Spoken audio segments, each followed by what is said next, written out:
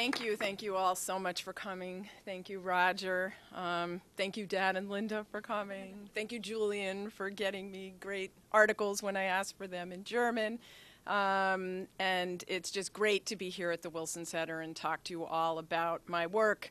This is very much a work in progress, so I will be eager for your questions and comments. I'm really sort of right in the middle of a big book project on this, and so this is really the perfect opportunity for me to talk to you all and advance the project. This is a talk about memory, commemoration, and judgments about the Berlin Wall in Germany since it fell in 1989. So not only is my research on this a work in progress, but it itself, my topic, is a work in progress because I keep watching how the Germans are now commemorating the wall and thinking about the history of the wall. Now, as you all know, many countries, probably most countries, have difficult aspects of their history that they either decide to deal with or they decide not to deal with. Germany is the best known case. Many people think Germany's sort of a master of coming to terms with its difficult past because of how it handled the Nazi period and the Holocaust.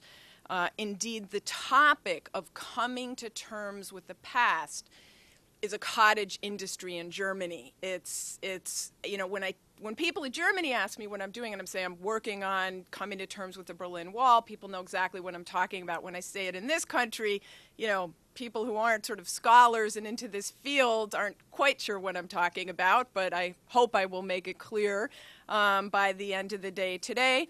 But this topic is called in German Aufarbeitung, working through history, or a nice long German word, Vergangenheitsbewältigung, coming to terms with the past.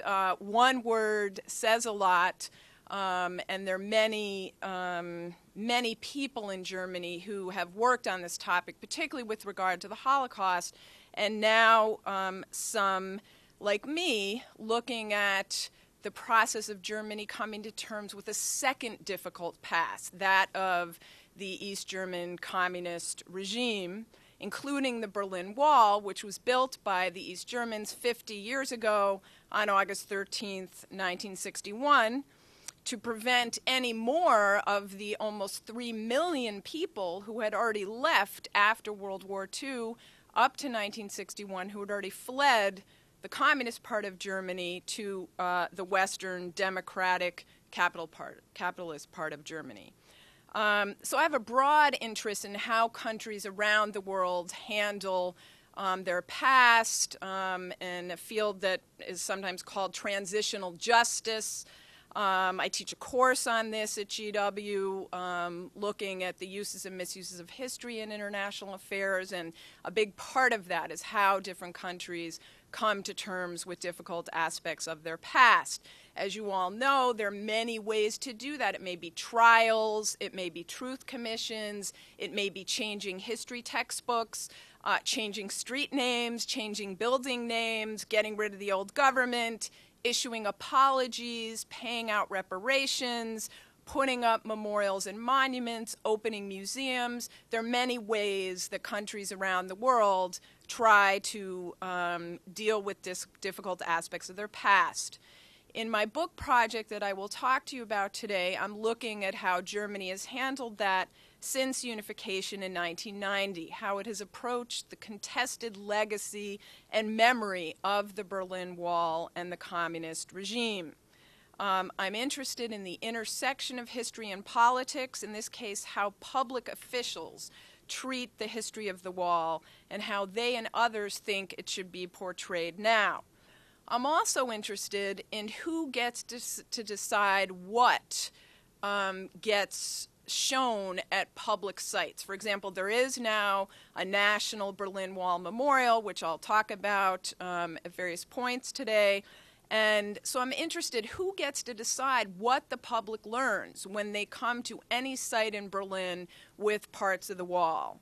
My interest, and I've interviewed many of those people, My interest in the intersection of history, politics, and sites of public memories, such as memorials and museums, was actually piqued by a controversy that happened in Washington in 1995 at the Air and Space Museum here at the Smithsonian about how to exhibit the Enola Gay. I see many people nodding their heads.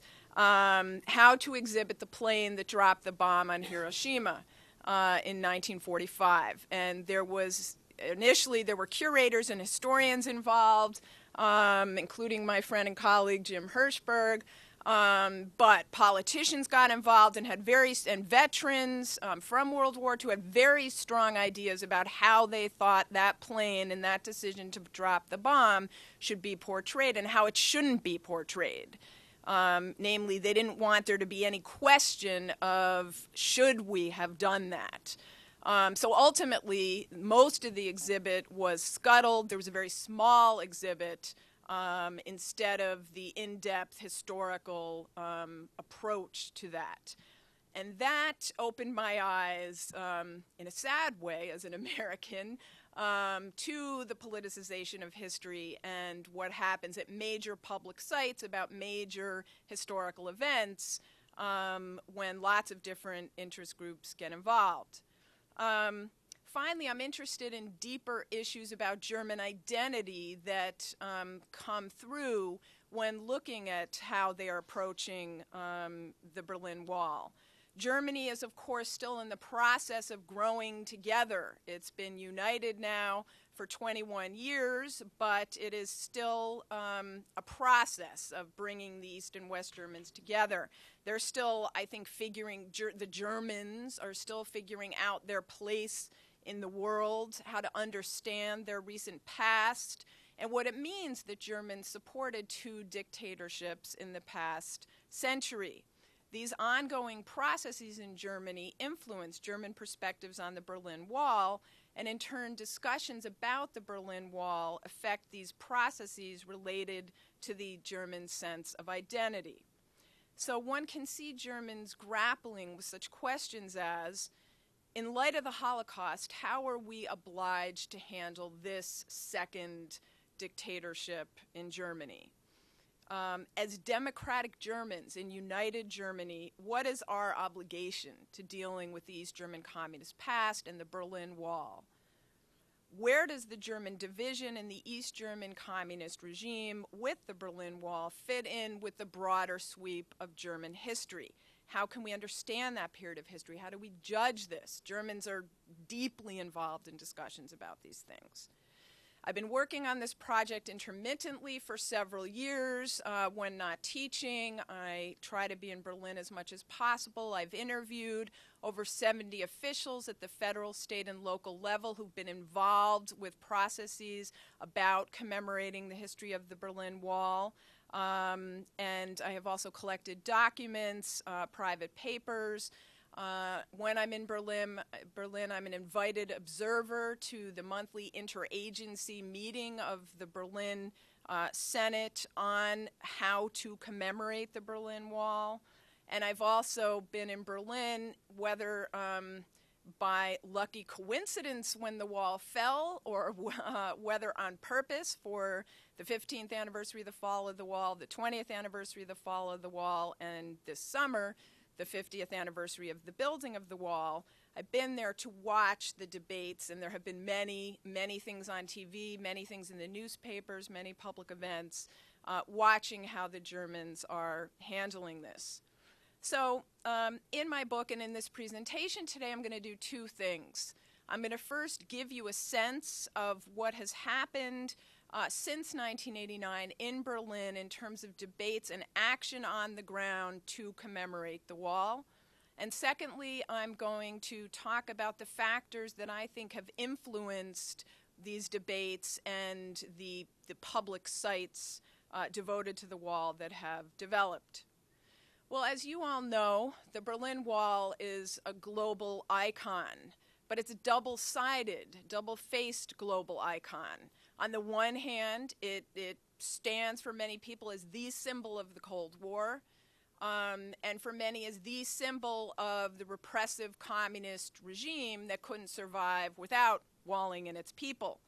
The most negative association with the wall is, of course, connected with the people who were shot trying to escape. And right now, the scholarly research on this and all the archives from the former East and West Germany counts 136 people who have been proven to have died at the Berlin Wall for one reason or another.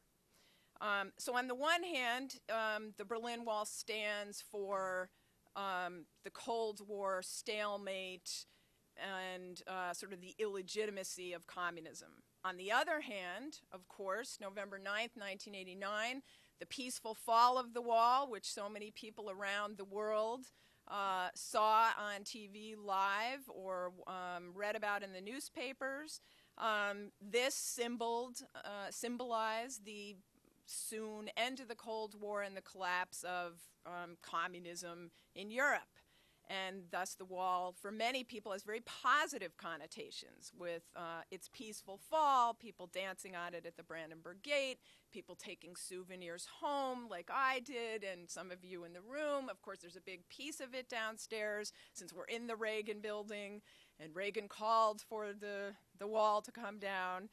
There's a big piece of it here. So all of these images of the wall, of course, for many people have very positive connotations. So how have the Germans themselves dealt with this?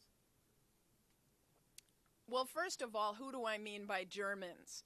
I'm talking about official Germans. Obviously, individuals have all sorts of different experiences with the wall. For the most part, I'm not writing about private individuals, although I'm always fascinated to talk to people in Berlin about their own experiences. But I'm writing about public officials who are handling it in the public sphere, and what can be called official public memory. So between the fall of the wall in 1989 and this summer, the 50th anniversary of the building of the wall, I would identify seven stages, some of them overlapping with the German process of coming to terms with the wall. The first, will come as no surprise, was get rid of it, tear it down. That was the whole point. Die Mauer muss weg, get rid of it. Only about 2 kilometers or 1.2 miles remain of the original wall that snaked through the city of Berlin, which was 43 kilometers or 27 miles long. And those pieces are not all in one place. They're scattered in 3 or 4 different places. So I think this initial stage of wanting to get rid of it can be explained by 3 things. First of all, sort of fear. Sort of, ouch, this thing was dangerous. Get rid of it. Still a sense of danger due to its past role and sort of a sense of the evil spirit of this wall that stood. Let me just remind you, of course, that the wall was never just one wall. It was always a whole 7 or 8 layer, what many people call death strip, where there were walls on either side of it. But in the middle, there were anti-tank barriers, guard dogs, guard towers with guards who were armed and had a shoot-to-kill order. There were signal wires so that if someone tripped that, it would send a quiet signal up to the guard tower so they would know someone was trying to escape and they could get to them. So there were many layers. This was never just one wall. And very little of that remains because that was the whole point. One of the main points of the peaceful revolution, there were many, but one of them was get rid of the wall and let us travel. Another part of that was a desire to reconnect what had been divided by the wall, reconnect cities, streets, tram lines, rivers, canals, just get it out of there and rebuild the united city of Berlin. And finally, there was also, I think, a desire, let's move on. Let's leave that in the past. Get rid of it, leave it in the past, and think about the future and move on, which meant that very few people at the time said, as Willy Brandt did the day after the wall opened on November 10th, 1989. Willy Brandt, who had been the Chancellor of West Germany and the mayor of West Berlin when the wall went up, Willy Brandt said, I really think we should preserve a small piece of this monstrosity so that future generations can experience what we lived through. But he was drowned out by get rid of it. The second phase for most of the 1990s, and by the way, these phases are often overlapping, and there's still many people who just say, let's not talk about it, leave it behind. But the second phase in the 1990s felt, number one, someone should be held accountable. So this was the families, East German families, who had a loved one shot at the wall and joined with the government in legal cases, putting on trial border guards and military and political leaders for killing people at the wall. And these trials went on starting in 1991, just a year after German unification, and went up to 2004, 2005. And again, covered not only the border guards who pulled the trigger, but also their military and political superiors.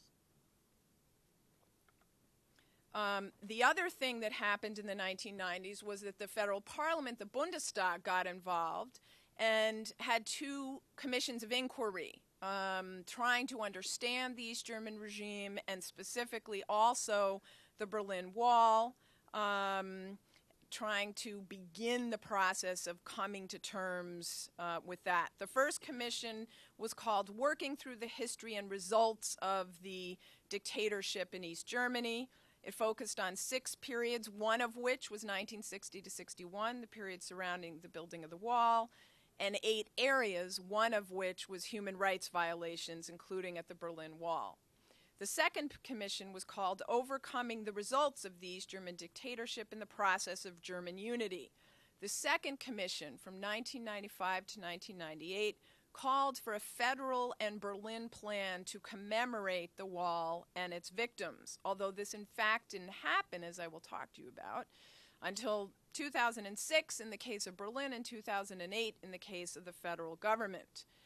In contrast to the pre-unification system in West Germany, in which all issues of history, memorials, museums, and education were left to individual states to handle, the United Germany under Chancellor Kohl, who had gotten his PhD in history and political science, felt that the federal government should play some sort of a role on major national issues as reflected in memorials, monuments, and museums. And in fact, he appointed a federal minister of cultural affairs instead of allowing that just to be at the state level.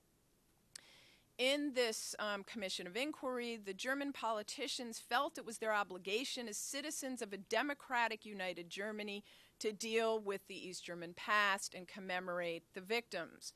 They had a very strong notion of what they call a democratic culture of memory entails. They felt it's an obligation in a democratic memory culture to deal with the past and commemorate the victims of both the Nazi and communist regimes. They also argued that the memory of both dictatorships strengthens the awareness of the value of freedom, justice, and democracy.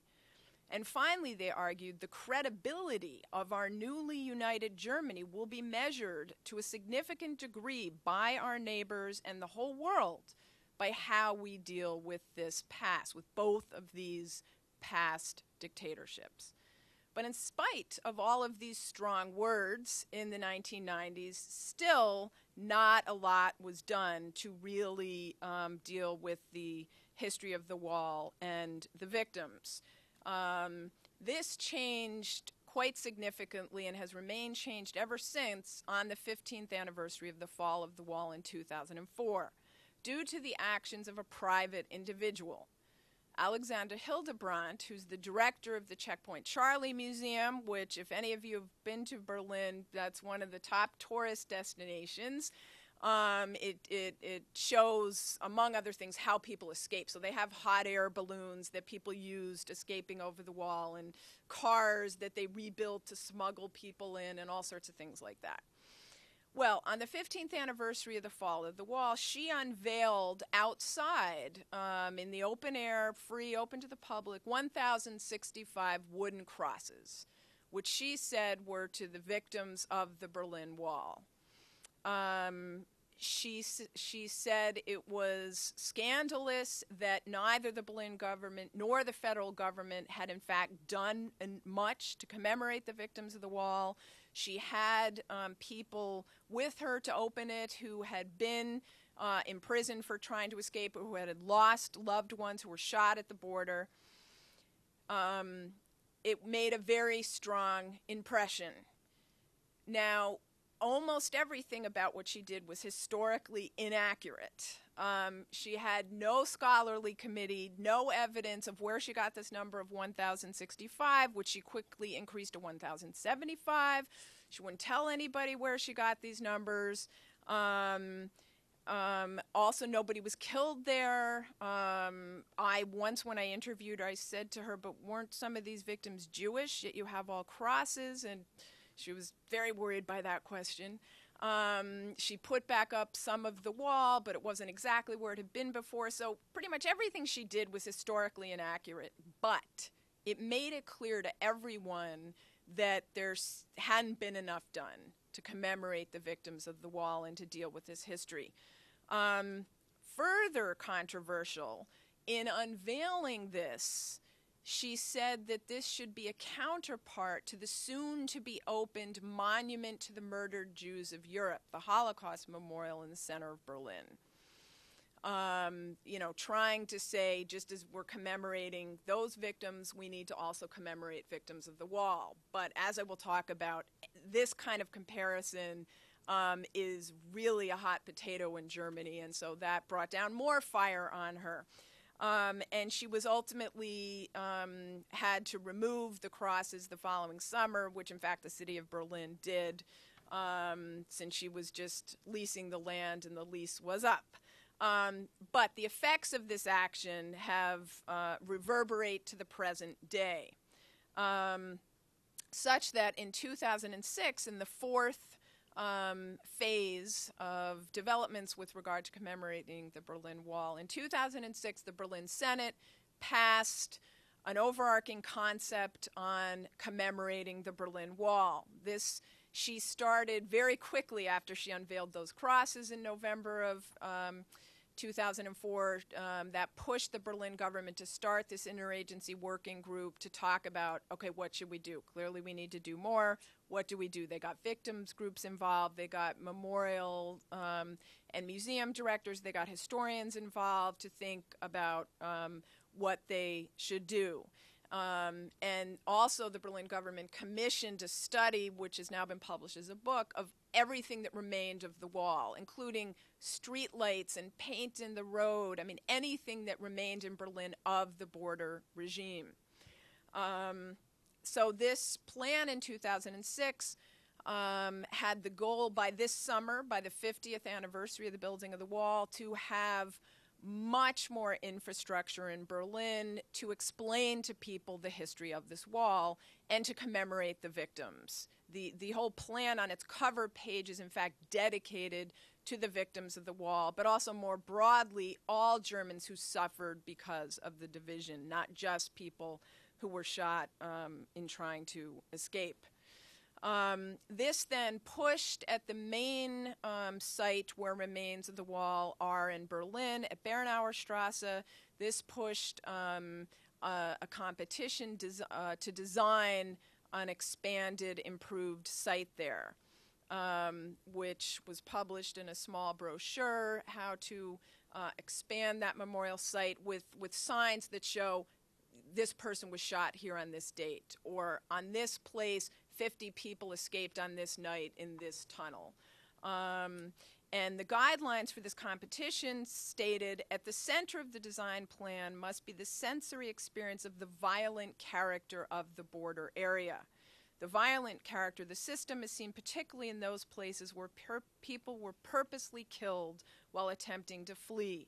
The task of the memorial site is to name these dead by their names, show their faces and their biographies to the public, anchor them in public memory, and create a site for individual mourning as well as joint public commemoration.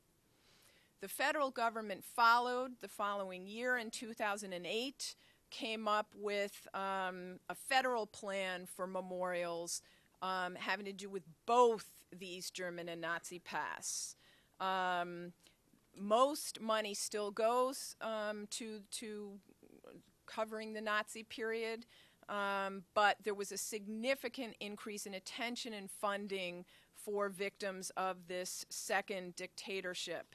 But this was incredibly controversial, and in fact, there were really 3 years of controversy among officials about how to go about commemorating victims of the East German communist regime. Some people didn't even want to put the Nazi regime and the East German communist regime in the same sentence. They felt that by doing that, you relativized the Holocaust and you downplayed the Holocaust, and you might make it seem as if you thought they were both of equal, equal in their terrible effects. But ultimately, they worked out language that said any remembrance of the dictatorial past in Germany must proceed from the understanding that the National Socialist crime should not be relativized, nor should the East German dictatorship's injustices be downplayed. The Holocaust was unique in its systemic act of genocide, yet it is also the task of state and society to remember the injustices of the East German dictatorship and commemorate the victims of communism. For years behind the wall and barbed wire, people suffered from the lack of freedom, repression, and pressure to go along with it all. So the two final stages of development and handling the history of the wall have been very public. The 2009 20th anniversary of the fall of the wall in Berlin, and this summer's 50th anniversary of the building of the wall. In 2009, this was, of course, a much happier occasion since it was about the fall of the wall and the peaceful fall of the wall, and something that Germans can be and are very proud of. I've had many Germans say to me, finally there's something in our history that we can be proud of and we can be happy about, and this puts us in a democratic tradition with other countries. So this highlighted at the Brandenburg Gate on the night of November 9th with over 1,000 so-called domino stones, big sort of blocks that had been painted by 15,000 school children around the world, having each had to do with the theme of either the wall, the East German regime, the division of Germany, the secret police, so that school kids had to learn about this history, which was a huge goal of the officials in planning the 20th anniversary commemorations. And it ended with Lech Walesa was invited to topple the first domino due to his role in solidarity. Gorbachev was on hand. World leaders were on hand. And it ended with the falling of these dominoes and fireworks going off in this grand celebration of November 9th, 1989. A few months later, the center of the expansion of the Berlin Wall Memorial opened with a so-called window of commemoration to the victims of the wall, to those 136 people, pictures of them, names, dates when they were born and when they died, in a public ceremony, inviting their family members and other and officials to really, in a very public way, recognize the victims of the Berlin Wall. This, of course, happened again this summer with the 50th anniversary commemoration of the building of the wall. Was a major public event at the National Berlin Wall Memorial with the German federal president, the chancellor, the mayor of Berlin, and other dignitaries giving speeches, talking about individual histories of people who suffered because of the wall, laying wreaths in memory of the victims, having a church service, reading the names of them all live over national radio. The whole thing was televised live to put this front and center. So to sum up this first part of my talk, in the 22 years since the fall of the wall, the process of debate and of action on the ground to make the history of the wall more visible and to commemorate the victims of the wall, gone sort of from, no, do nothing, leave it in the past, to major money, funding, television, media, inviting victims, commemorating them, much public discussion about the history of the wall. So in the second part of my presentation, I want to talk to you about some of the underlying factors, I think, that have driven how this process has gone. And of course, this is very much an ongoing process, and I think they're still definitely on the upward trajectory of paying attention to this issue. I'm also going to discuss the dominant narrative and lessons learned about the wall as discussed by public officials. The legacy of dealing with the Holocaust and the legacy of the divided Germany have both had important influences on how Germany has gone about coming to terms with the Berlin Wall. Obviously, current political interests and personal histories have also played a role. The first thing I want to say in analyzing the approach to the wall that has developed over the past 22 years is that the German approach, or really the West German approach, to coming to terms with the Holocaust previously has strongly influenced the current approach now to coming to terms with the East German communist regime and the Berlin Wall. But the influence of this first process of dealing with the past, dealing with the Holocaust, the influence on the current process dealing with the East German past has been contradictory.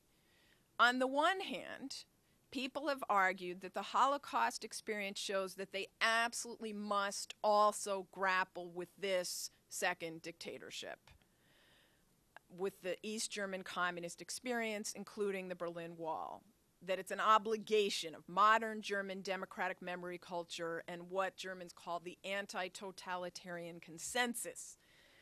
On the other hand, there's also the widely held belief in Germany that nothing is more important than dealing with the Holocaust past, and nothing should get in the way of that, and nothing should compete with that, such as dealing with a second difficult past and a second set of perpetrators and victims. This second factor, the reluctance, has been compounded by the legacy of the divided Germany and the desire of some to favor reconciliation in the interests of German unity instead of shining a harsh spotlight on the uncomfortable past of the wall. Many East Germans have come to be sick of feeling that the country of East Germany for 40 years is defined now by the wall and the Stasi, the secret police.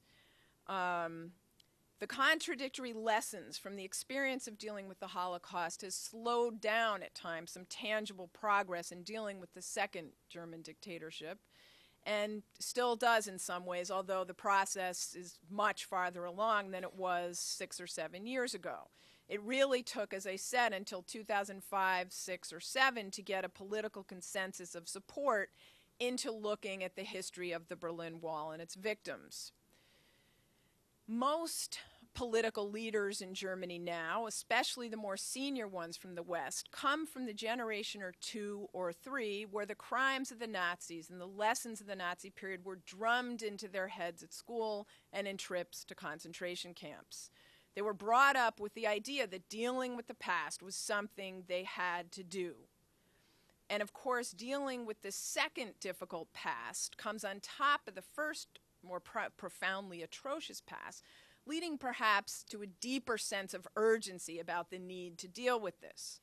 Some members of the East German opposition movement in 1989-90, such as Barbara Bohley, felt this double weight of the past particularly strongly and argued that due to how long it took the West Germans, namely 20 years, to say nothing of the East Germans, in some cases who never dealt with the Nazi past, given how long it took for Germans to deal with the Nazi past, they felt that the new united Germany needed to act much faster this time. Don't repeat the first time of basically amnestying a lot of people and, wiping it, putting it under the carpet and just moving on.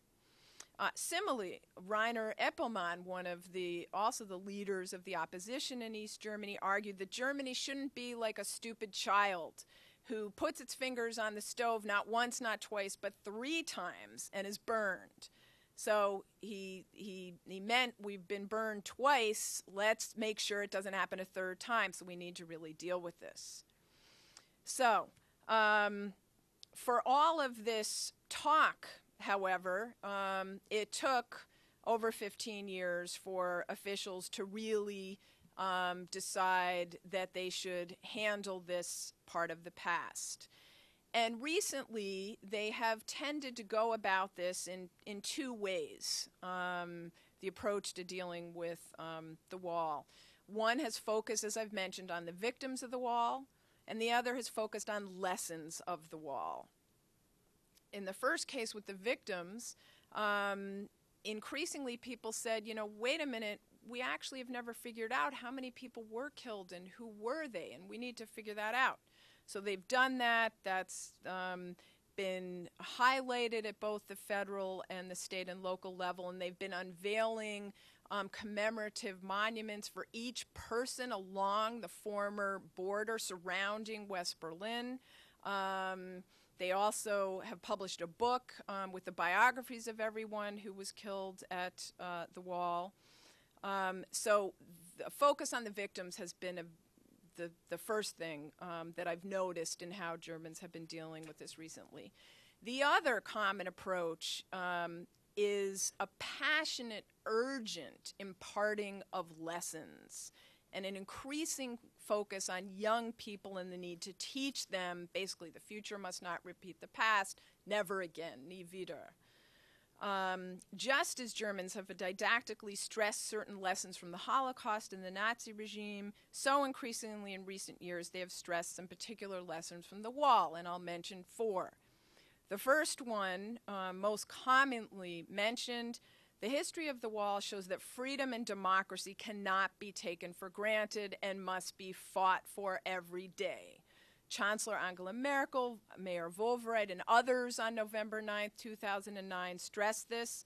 Foreign Minister Guido Westerwelle this year, when he opened an exhibit having to do with the Berlin Wall, he said, "The lesson of the wall for us as convinced Democrats is to fight against political extremism having a place in Germany." The second lesson politicians have stressed is that freedom cannot be permanently suppressed. The wall could not permanently suppress the desire for freedom. Freedom won out, and the Western system won out. Third, which is really across the board, is such a focus. We must know and teach young people the history of the wall and the East German regime that stood behind it so that they and we will not again support such a regime. Federal Minister of Culture Bernd Neumann on November 9, 2009 said, "School children must learn that the history of the wall shows where ideological blinders can lead." And fourth, the fourth lesson, walls can be overcome and peacefully so. Things that seemed impossible can be possible. This lesson, of course, was particularly emphasized in 2009 on the 20th anniversary of the fall of the wall. Politicians have also gone further and said we should now help other people overcome various types of walls, including walls in the mind. This focus on lessons is also drawn in some specific cases, of course, not just those broad lessons, but sometimes for more narrow political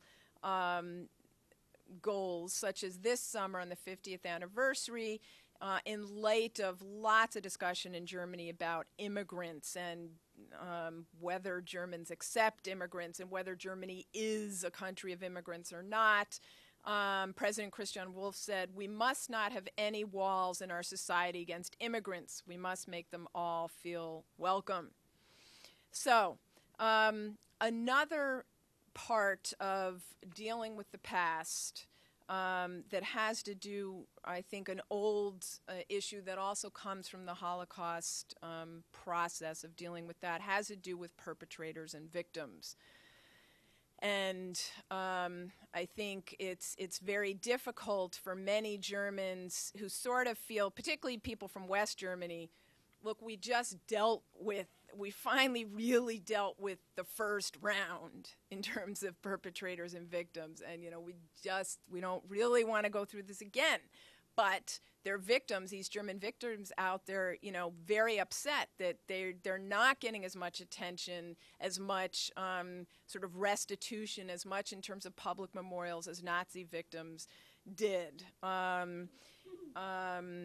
But it's also the case that as my first book dealt with the decision to build the wall in 1961 and found, based on lots of research and archives in Moscow and Berlin, that the initiative to close the border came solely from the East German regime. And in fact, the East German regime under Walter Ulbricht pressed the Soviets for 8 years to get permission to close the border in Berlin. And the Soviets refused for 8 years, saying, "We'll look terrible. No, we can't close the wall. Find some other way to keep your people happy and from fleeing the country." So that there's no question that the initial initiative, the impetus and pushing for the Berlin Wall came from the East German leaders. The Soviets then accepted and put their forces behind it as well. But then with the whole deadly border regime that followed, it was East German troops. It was Germans killing Germans. So Germans were both perpetrators and victims. And this, I think, is a very difficult issue to deal with. And I think the Germans are really still at the beginning of dealing with this. The issue is also complicated by what I've talked about, this ongoing process of uniting East and West Germany, where if you start talking about the wall and sort of perpetrators, obviously you're shining the light on the East. And if you're sort of a federal politician who wants to bring everyone together in this united Germany, you may be somewhat reluctant sometimes to really deeply engage on this issue. This gets at an issue in all societies facing this transitional period from an old regime to a new regime, this dilemma between sort of truth and history versus reconciliation. If you keep looking at all that stuff in the past, it can make it harder to reconcile and have a united country going forward. But still, the West doesn't get off scot-free in looking back at the wall either. The West, of course, didn't stop it. And initially, in fact, West Berlin policemen were ordered to, in fact, guard at first the barbed wire and then the wall from angry West Berliners storming it and trying to get the East Germans to stop building up the border. And in fact, President Wolff this summer on the 50th anniversary, he himself is from the West, but he was critical of the approach of West Germany when the wall stood. After he praised the many brave East Germans who managed to live, as he said, moral lives under the criminal East German regime, he criticized the shameful, pervasive indifference in West Germany to the wall. While those, he said, those in the West had an intellectual and moral comfort with themselves. Injustice from the left bothered them much less than injustice from the right. The Sandinistas in Nicaragua found far more sympathy than the East German opposition did. Many in the West got used to the wall. Many downplayed it. For many, they were untouched by the fate of millions of Germans beyond the barbed wire. The wall is still explained away and downplayed, not only in the East and not only by the perpetrators. The bottom line, in my view, is that most Germans who experience the time of the wall, whether from the East or the West, have a certain reluctance to talk about it. It's uncomfortable history. They all have some connection to it, some emotion involved, which gets me to the last set of comments I want to make today about the variety of narratives that have developed about the Berlin Wall. The dominant narrative that goes along with explaining both the rise and the fall of the wall is that Western democracy with its freedoms is the superior system. Both the rise and the fall of the wall show the bankruptcy of communism and the victory of the West.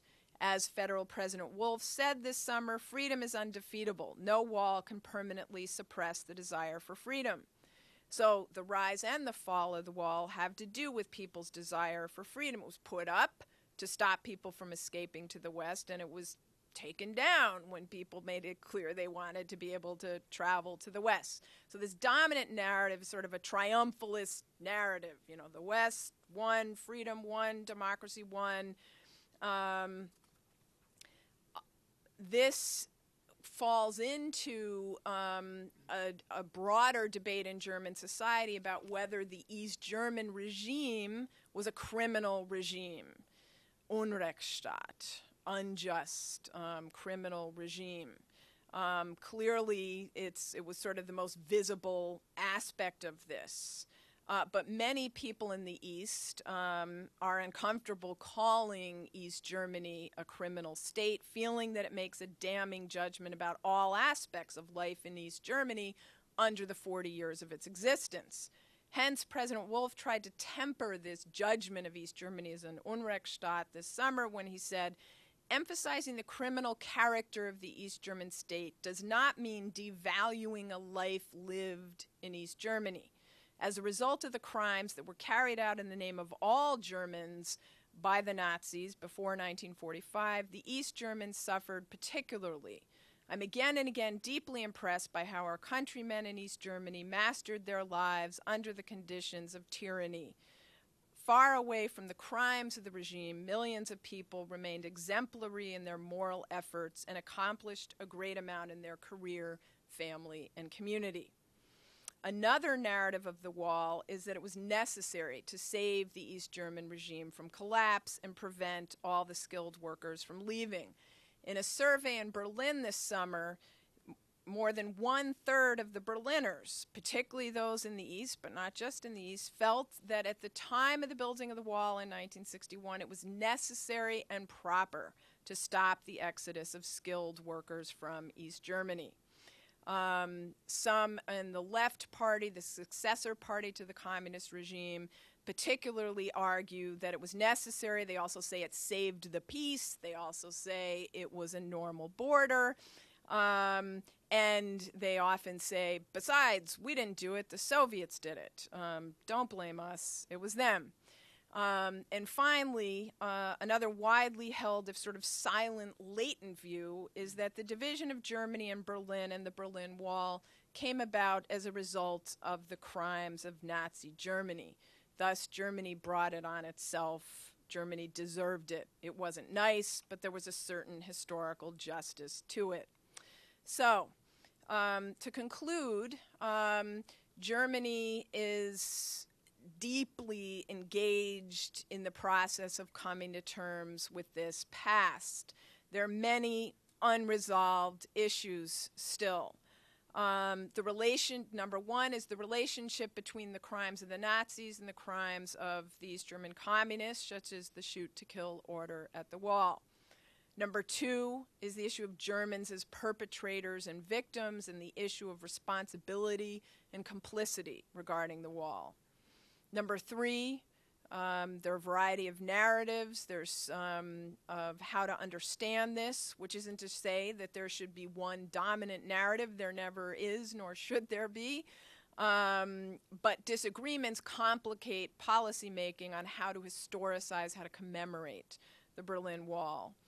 And there's also a disconnect between the supposed lessons learned and German policy, both domestically and in foreign policy. On the one hand, there's all this talk about recognizing victims, commemorating victims, yet the victims are still very frustrated that they're not getting much in terms of help from the government for ways in which they suffered. And when Germany has talked about, our wall fell and now we should help other people bring down other walls, the Germans haven't been particularly active in doing that either.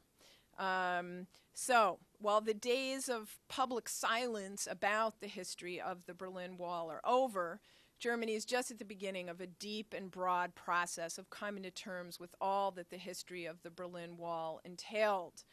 I think that this process will be pushed along by the increasing questions the young generation is asking their parents and their grandparents, saying, what do you mean there was a wall? That sounds crazy. How could that have been? Why did you allow that? Tell me more. And as this happens, there will be, I think, a broader process in Germany of coming to terms with this history. So thank you for your attention, and I look forward to your questions and comments.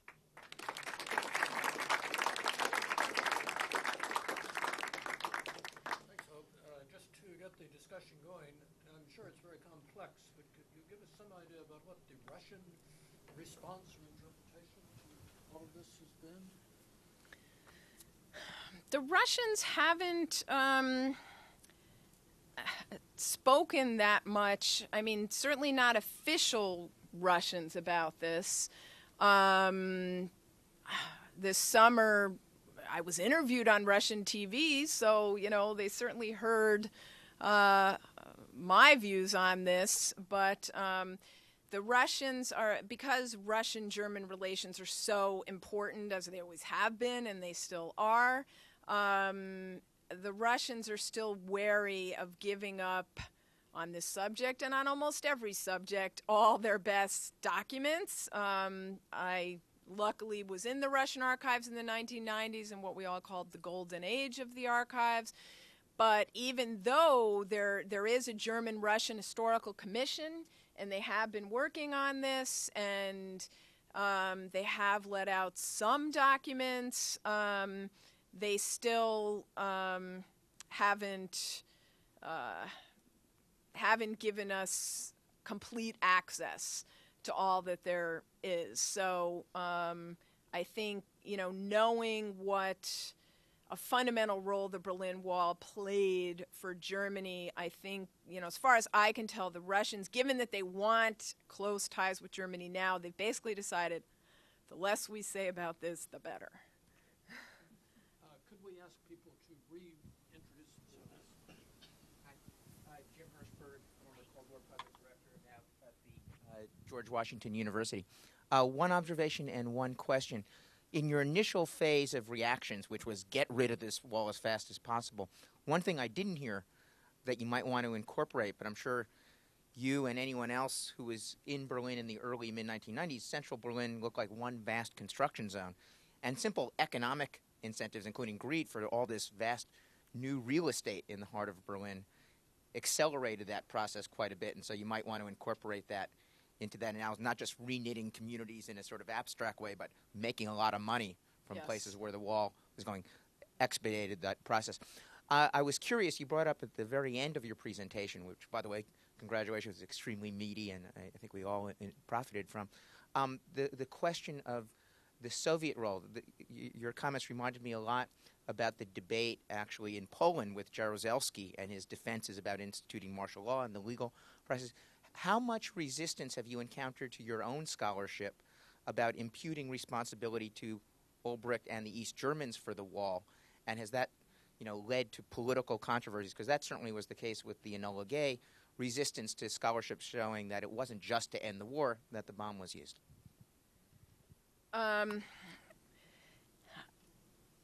First of all, the economic motives, absolutely, that's in my analysis. I didn't add it, but there's no question. In the process of reuniting Berlin, it was prime real estate. That wall went right through the center of Berlin, prime real estate, and want to make money there. Absolutely. Yes, there was definitely initially resistance. My book on the building of the wall in '61 came out this summer in Berlin. This is it. It's called Ulbricht's Mauer, Ulbricht's Wall, saying that it was the leader of East Germany, Walter Ulbricht, who was responsible for it, not the Russians. That sparked a lot of controversy. As my publisher said, controversy sells books. So I was on TV, I was on the radio, I was speaking all over the place, initially defending myself, but by the end, there seemed to be widespread acknowledgement that it's really hard to get around, given the documents that I cite and the many times in which the Soviets' ambassador in Berlin kept telling Moscow, Ulbricht is going to do it on his own. They're taking unilateral actions. They want to close the border. We need to get control of this somehow.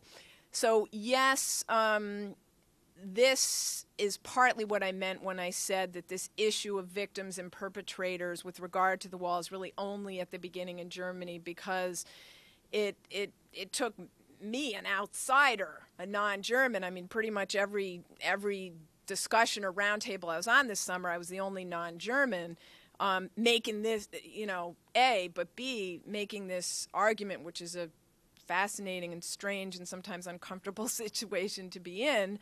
In particular, the former military and political elite continue to try to argue, as they did in their trials, to get off, saying, don't blame us. It wasn't us. It was the Soviets. But they did again this summer. I mean, the former defense minister, Kessler, and his deputy Strelitz published a book this summer that the title was, Without the Wall, There Would Have Been War. And so said how good and important the wall was, and it helped stabilize things, and it kept the peace, and said it was a military move, and that the Soviets, as head of the Warsaw Pact, were in charge of all military things, and so it wasn't us. I can only say I got there was a lot of attention this summer as I made my arguments and gave the evidence of the fundamental ways in which, as I said, the wall was really a German thing. You can't blame it on the Soviets. You can't blame it on the Cold War. They played a role, but at its most fundamental level, it was a German thing. And I think people are still trying to come to terms with that.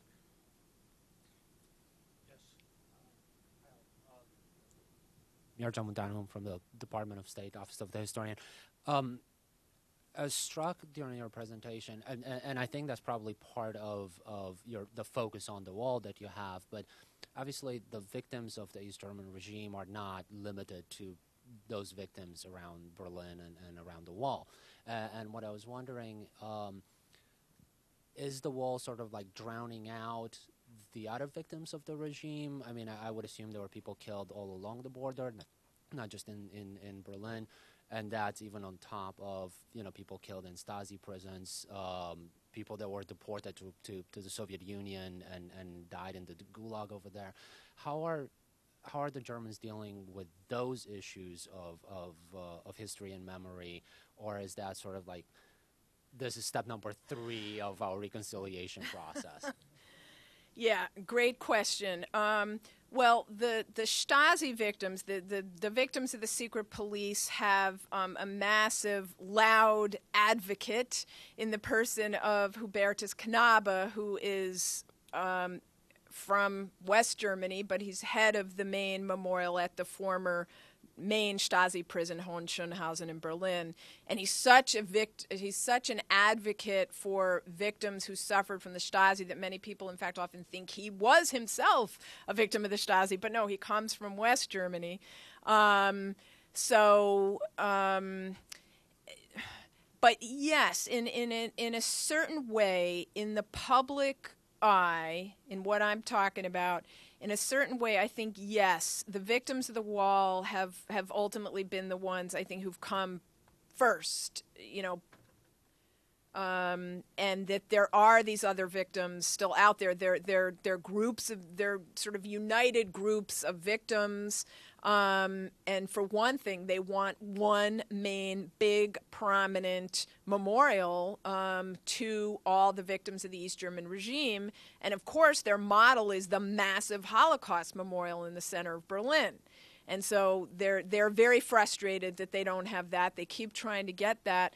They're also very frustrated that they're not getting that much in terms of compensation and sort of pension funding in comparison to the former East German officials who worked for the Stasi or worked for the party, who, with the Unification Treaty, were taken on as sort of German officials who are entitled to the nice retirement plans that German officials get. And so victims have been, absolutely appalled and angry, and they've lobbied, and they've finally gotten some support. But it's tied to all these strings. You have to prove how long you were in prison and that it was for political reasons and a few other things. And then you still get, not that much. So that's part of what I meant when I said that, sort of the officials aren't fully practicing what they preach yet on commemorate. I mean, they keep saying, it is our obligation and we have to commemorate these victims. But in terms of really stepping up to the plate on these issues, they're not. And many of these former victims feel really sort of silenced and sort of outside of the mainstream, and frustrated that they haven't made it as well in the new united Germany as many from the former regime have.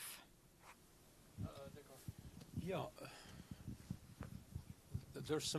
It's a fascinating lecture, and it makes one think about a whole raft of things, particularly someone who dabbles in cultural history. And I've been sort of thinking about walls in history, going back to Troy and the walls of Epirus and so forth and so on. But you've sort of come across the paradigm that walls were defensive in history, except here we're talking about a wall that kept people in. Exactly. Now, walls that keep people in, there are precedents for those too. For example, the ghettos of the Jews, they were walled in places like Rome and Venice. But in the American experience, we called them Indian reservations. The same kind of thing. It wasn't walls, but it was a different kind of wall. But there they were. So you have this rather interesting paradigm of walls being the enemy, something there is in nature that does not love a wall, as Frost put it, even though the farmer down the road said, good neighbors make good fences make good neighbors, I think was the way he put it. So you have this rather peculiar, interesting thing of this demonstration of Russian civility, saying that this is a brutish thing to do. This is not a good thing. It really makes sense. It really, for the first time, one sees an element of humanity in the history of Soviet thinking that doesn't really show every day. But here we get to the conundrum of today. Unless I'm mistaken, I may have missed several, but I can only think of two walls since the Berlin Wall. One is the wall, of course,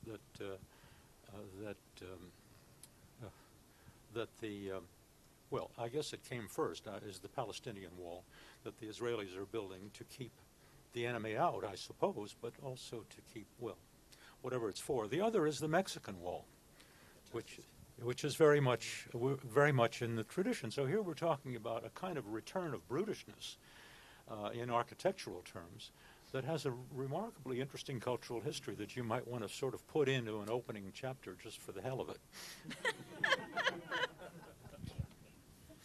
Thank you. And let me say that, whenever I speak about this, whether in Germany or the U.S., usually someone asks me about my views on the Israeli-Palestinian fence and the U.S.-Mexican wall fence.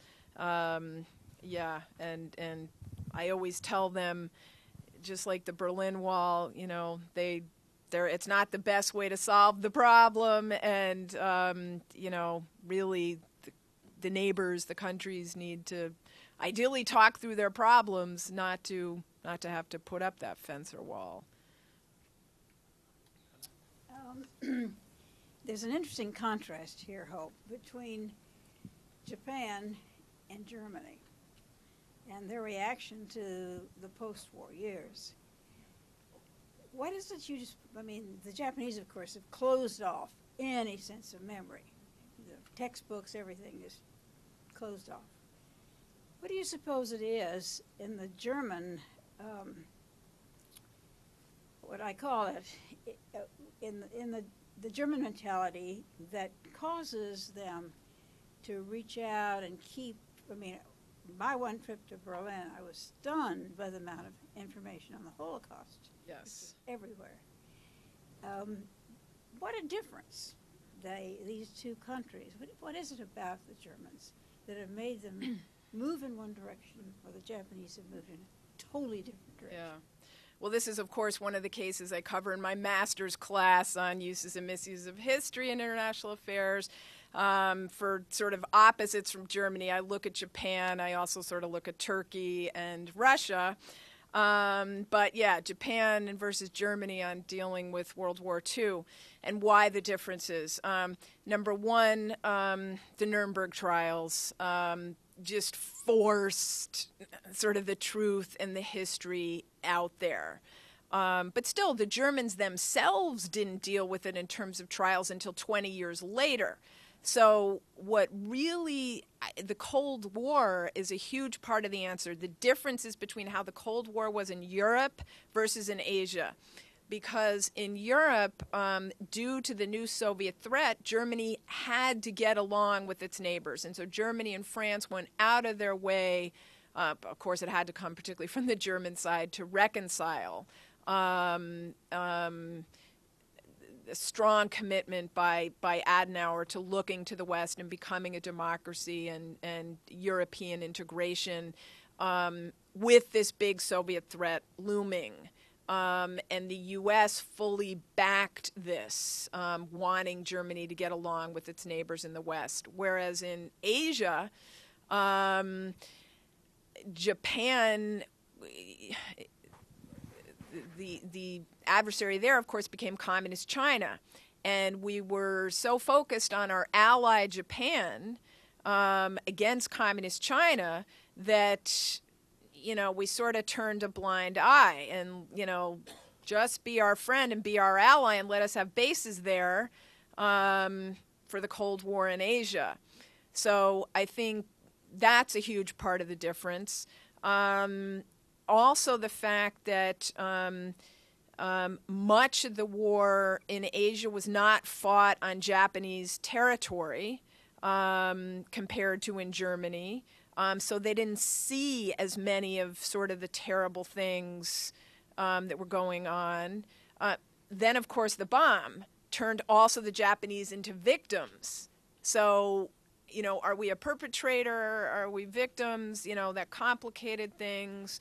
And then finally, the cultural issue, as far as I understand, on the Japanese side in terms of reverence toward ancestors and, being very careful about criticizing your ancestors. So those are some of the reasons I think Germany and Japan have handled their World War II past differently. Yes. I want to ask also a comparative question, but rather asking about the differences, ask about similarities. Are there cases, beyond Germany where you see similarities in sort of trying to grapple with the past as they try to do with Eastern Germany? Or is the Eastern German case unique because the Holocaust seems to overshadow just about everything? I was really struck by how present the Holocaust is in sort of complicating everything that has to do with East Germany. I mean, primarily Central Europe and Eastern Europe, but perhaps even cases beyond where there were injustices of the past. Well, first of all, one massively complicating factor in the case of Germany is that East Germany ceased to exist and was fused into West Germany. So we're talking about the united Germany dealing with this past.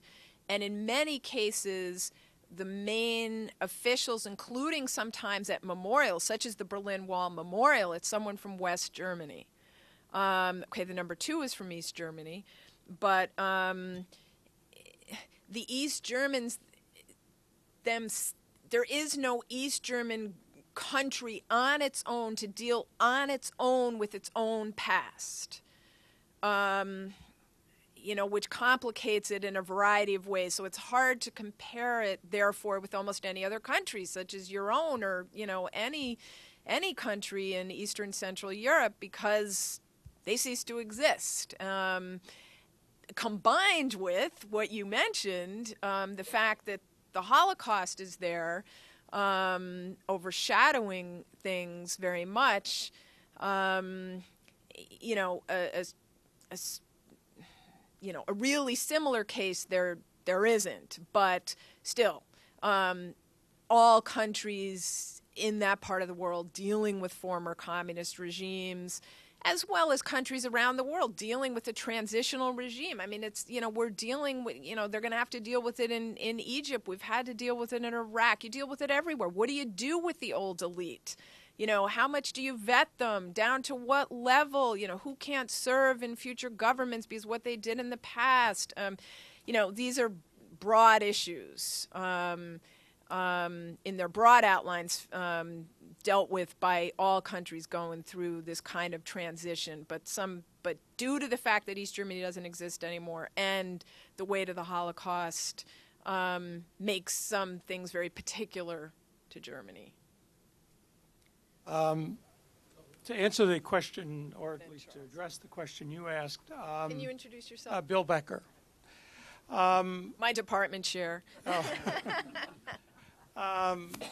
What about South Africa and the Truth and Reconciliation Commission there?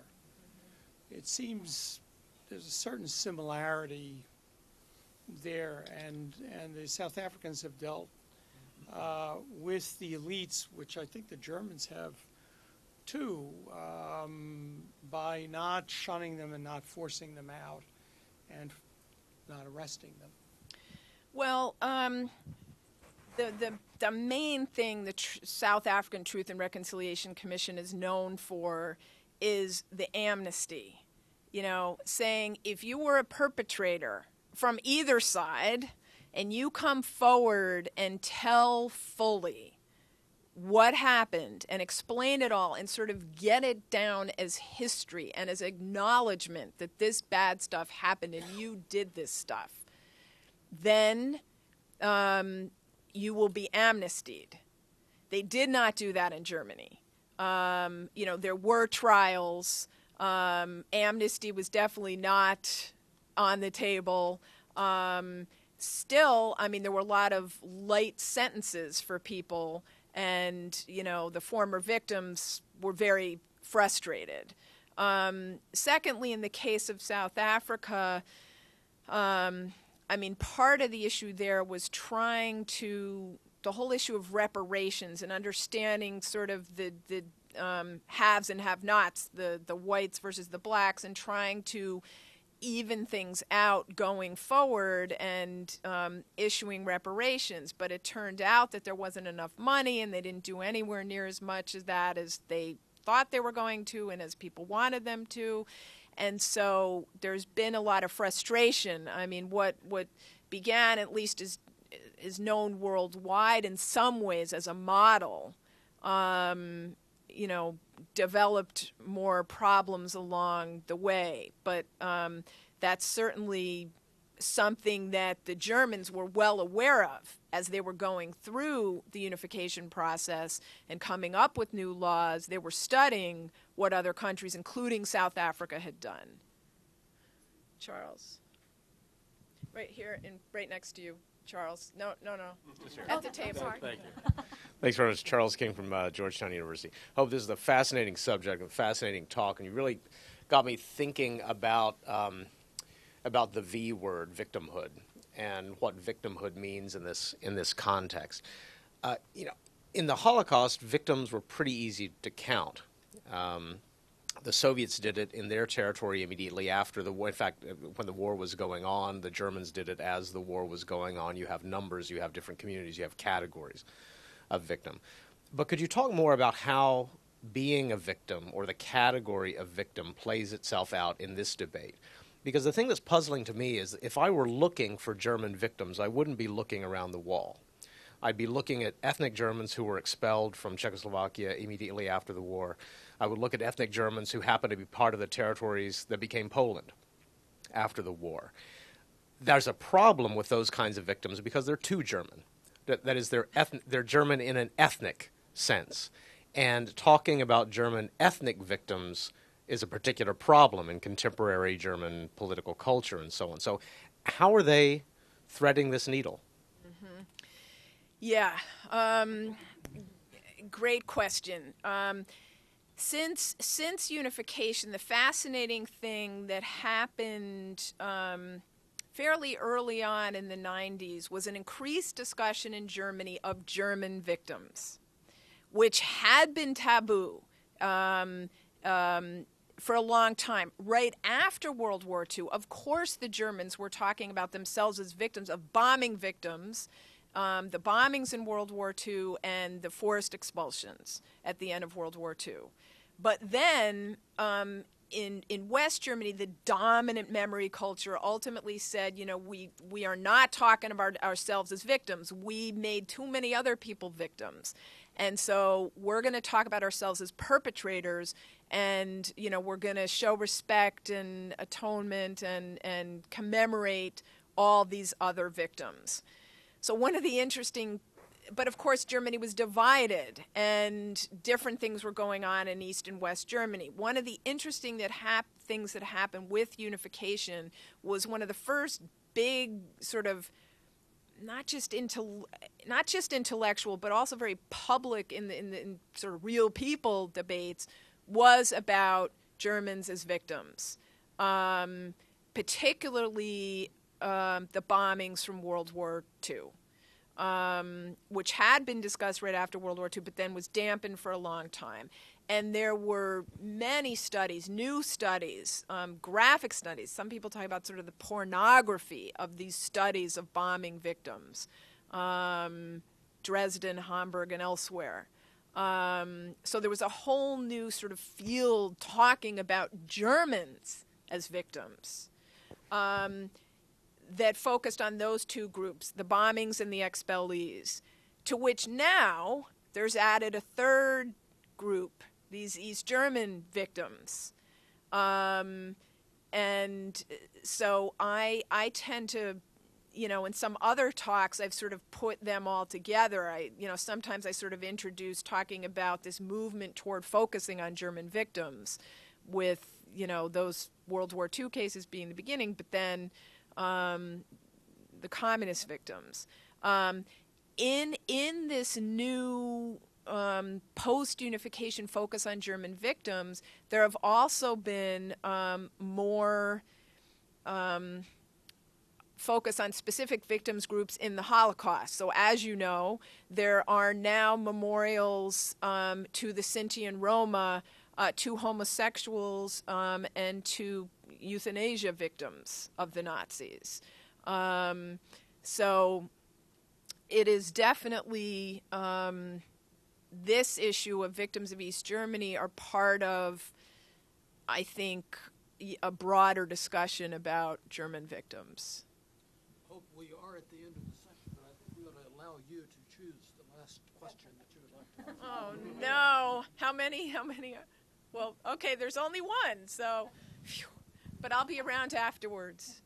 Melissa Jane Taylor from the Office of the Historian at the Department of State. You touched on the Q&A about how difficult it is to commemorate when the country has dissolved. And so I was wondering if you could address whether West Germans have embraced their role of commemoration for their East German counterparts, or whether there's a certain amount of resentment. We've talked a bit about Raoul Hilberg's spectrum here, but the one portion we've left out is perhaps the largest portion that he talks about, which is bystanders in addition to perpetrators and victims. And so do the West Germans embrace their role as bystanders in this? Do they acknowledge that? Or is there some resentment that this has fallen their way as a result of reunification and now they must do something about it? Well, that's why I quoted the federal president's speech this summer on the 50th anniversary of the Building Wall, where he was critical of West Germans who went along and who didn't really care what was going on the other side. Have they embraced their role as bystanders? Definitely not. Are some of them starting to recognize that? Yes. But that's partly what I mean, that I really think the country is just at the beginning, because when we talk about the wall, yes, the main effect was on people in the East, but it wasn't just on people on the East, and the factors that influenced what life was like while the wall stood also included people in the West and West German politicians. Most notoriously, in 1987, when West Germany under Helmut Kohl welcomed the East German leader Erich Honecker to Bonn with full honors, et cetera, 1987. No one having the slightest clue 2 years later the wall would fall and East Germany would be well on its way to collapsing.